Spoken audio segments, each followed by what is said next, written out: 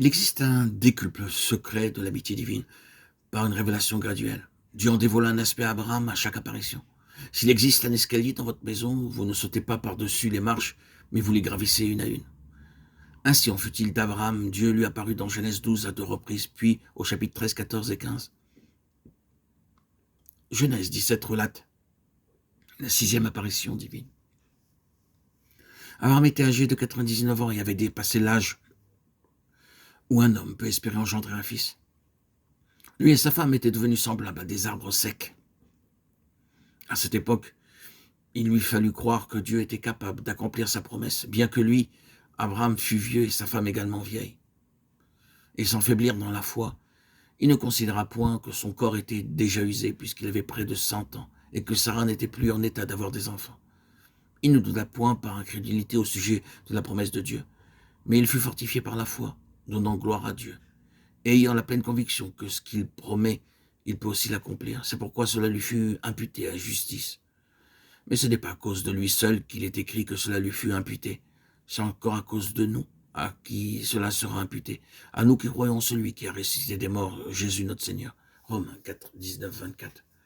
C'est seulement à cette époque qu'il parvint à une foi véritable. Depuis 25 ans, Dieu attendait qu'une telle assurance naisse en lui.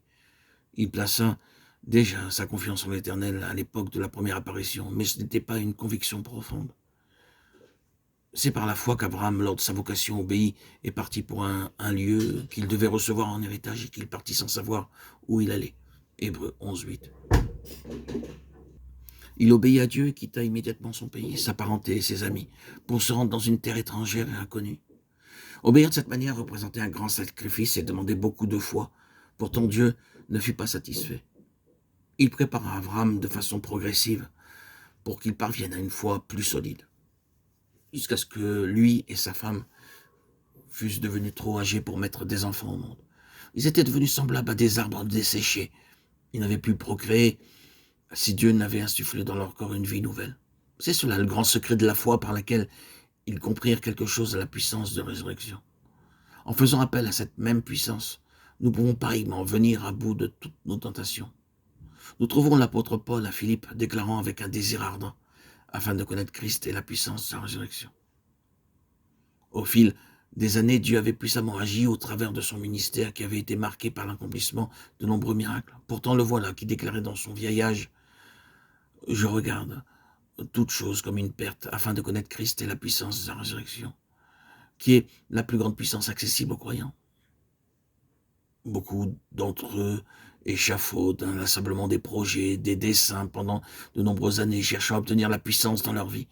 Ils affrontent de nombreux échecs au cours de leur existence et restent pourtant stériles dans leur vie spirituelle. Ils essaient alors de trouver un moyen de dominer leurs tentations. Ils s'imaginent que ce sont des visions ou certaines expériences qui leur permettront de parvenir à la puissance. Tout cela n'empêche pas qu'ils restent faibles, car ils ne se rendent pas compte que la puissance de résurrection est à leur disposition. Si nous avons la conviction que notre Seigneur Jésus-Christ est mort à notre place pour expier nos péchés et qu'il est ressuscité pour notre justification afin de vivre en nous par son Saint-Esprit, alors nous pouvons recevoir dans notre être par la foi, jour après jour, la puissance de la résurrection pour chaque situation, chaque tentation et chaque besoin.